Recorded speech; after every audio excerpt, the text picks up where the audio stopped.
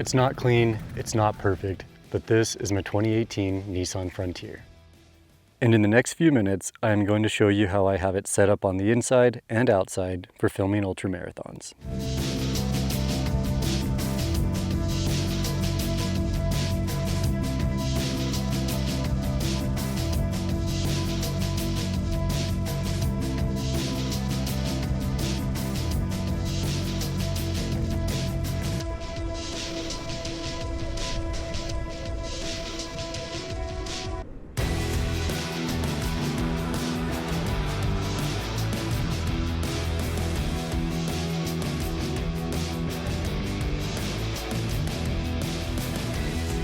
One of the cool things about trucks is you can set them up according to your needs, and mine is definitely filming ultramarathons and just camping around shooting time lapse and stuff. So let's get to the front of the truck and get going. Let's start here at the front of the truck. You can see my upgraded grill right there. Just bought it because it looks cool, honestly. And if you notice here on the driver's side, I'm missing a fog light. It's kind of like stuck back up there in the front bumper because somebody backed into me on a shoot, which is pretty annoying. I just haven't fixed that yet. But over here on the side though, I got some fuel wheels and some Falcon Wild Peaks. And then there underneath is a Z1 Offroad X Pro lift and upper control arm, so that's kind of nice. Obviously some things need to be cleaned up around here. Also up here on the front, got some ditch lights that are kind of more like deer lights for me. Just kind of make things a little bit extra bright on the road and off-road so I don't hit deer or cows. So that's kind of nice. Let's check out the inside now.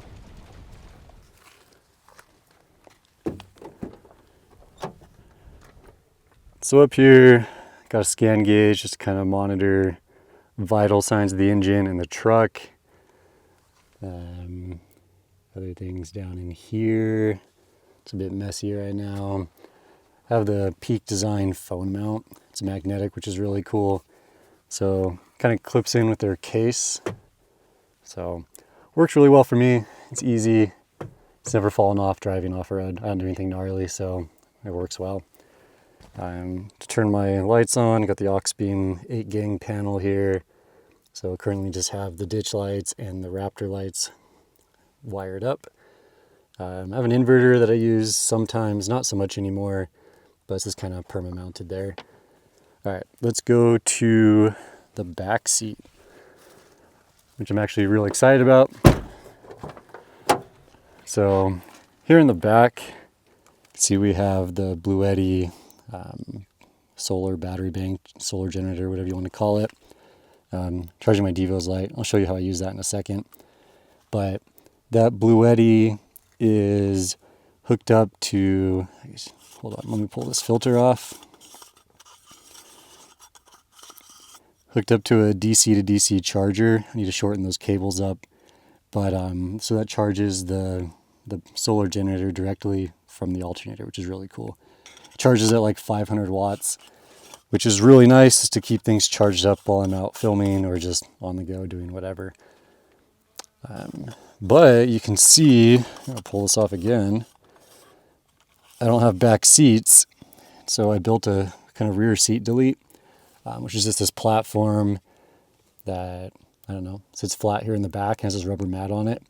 And so both of these things like aren't bolted down. So like the solar generator and the Pelican, they just kind of like sit here.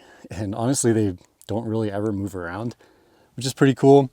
But it just gives like a cool flat surface to put things on. I can drive and charge, for example, like keep a Pelican open up and then just have stuff charging either out of the DC or the AC outputs here.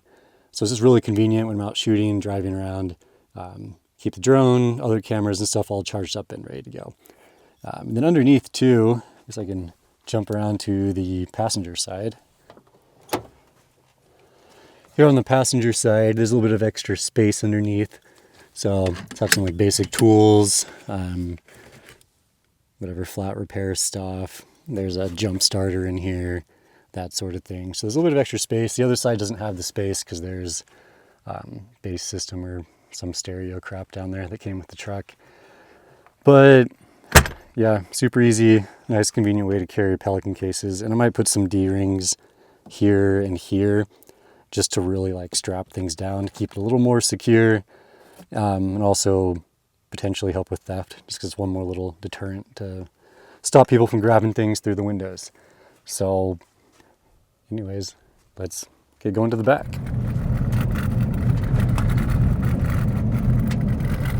So we're here in the back, and we'll just start with the very back. Got my 1UP USA bike rack, which is awesome. I love it.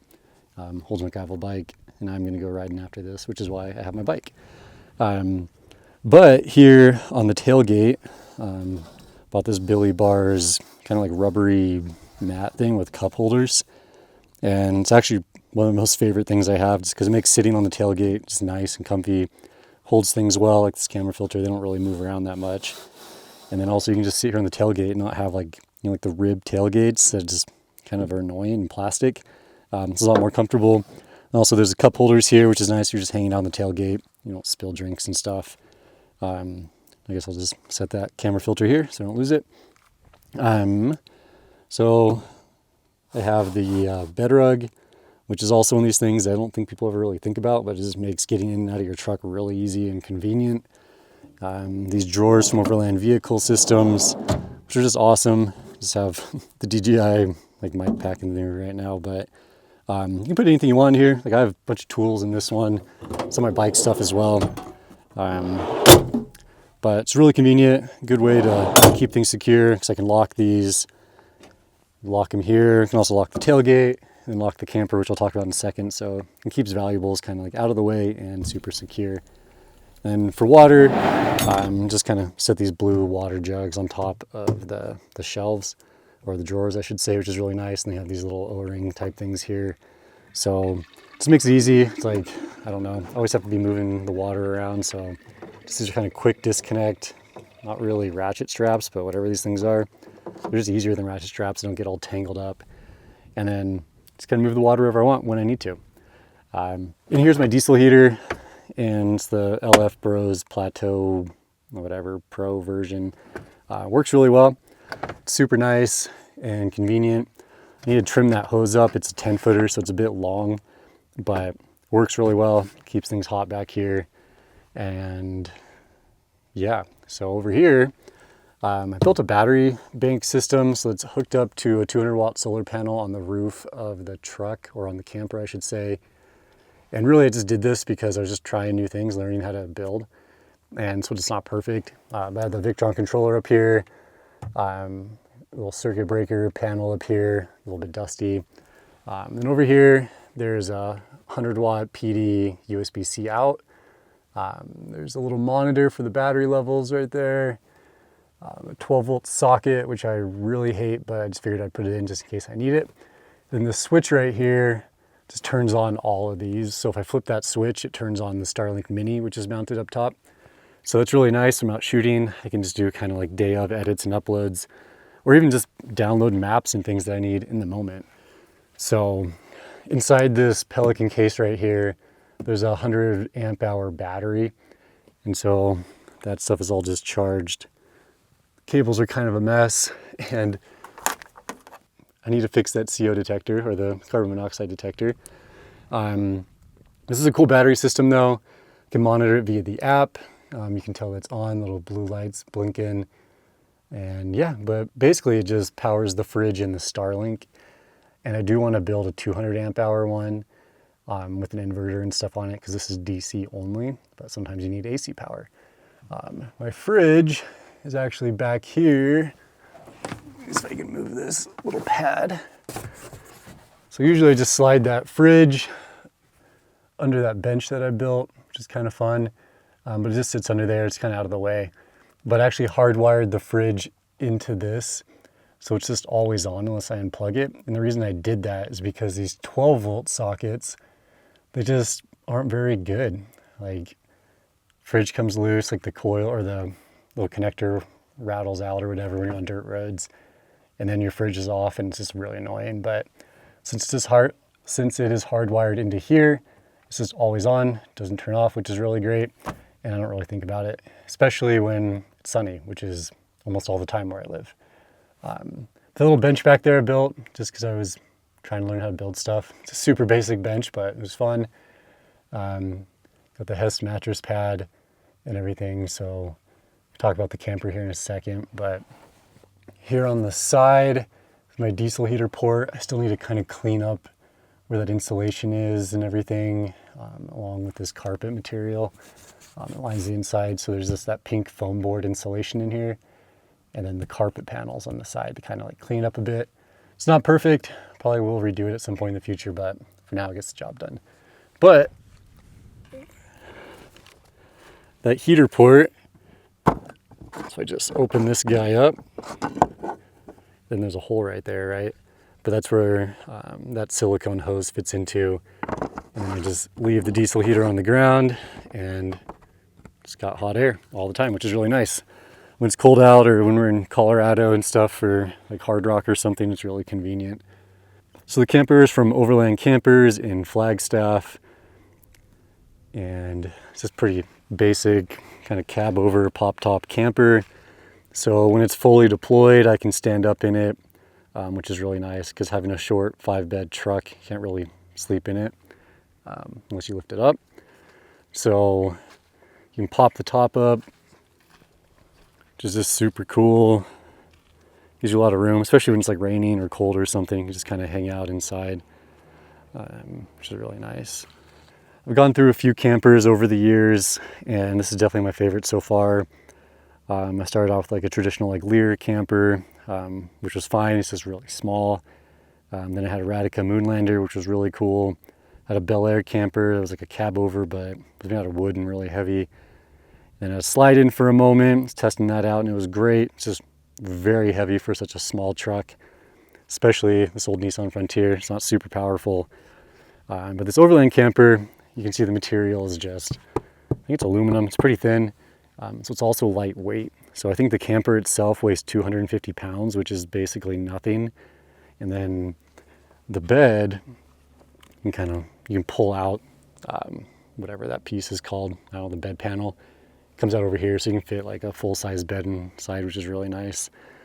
Here on the back as well, I have these LED lights for my brake lights and running lights and stuff, and kind of had to upgrade. I was out in Arizona and was up on a 4x4 trail and got kind of boxed in, so I had to back up and backed up into the side of this wash and broke the tail light cover up here. So it's got tons of dust inside. So I was like, well, if I'm going to upgrade, might as well get some brighter lights. So these look cool, and they're also just nice and bright. There are a few Nissan specific things that I did. If we get under the truck, you can see I did the diff breather, kind of keep the axle and diff in good shape. Did that. Also had to weld the bed to the frame. See if we can show a little more of that.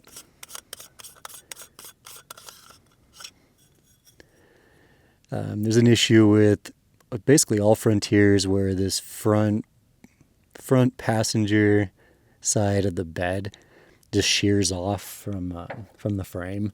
It's just a really poor bolt and mount placement thing. So, but yeah, my friends down at Sand Mountain Offroad, just down the street from me, put in this bracket and welded it together, and haven't had any problems since. But if you own a Frontier and haven't done that, you should just do it because it's worth it. So under the hood, see if I can do this one-handed.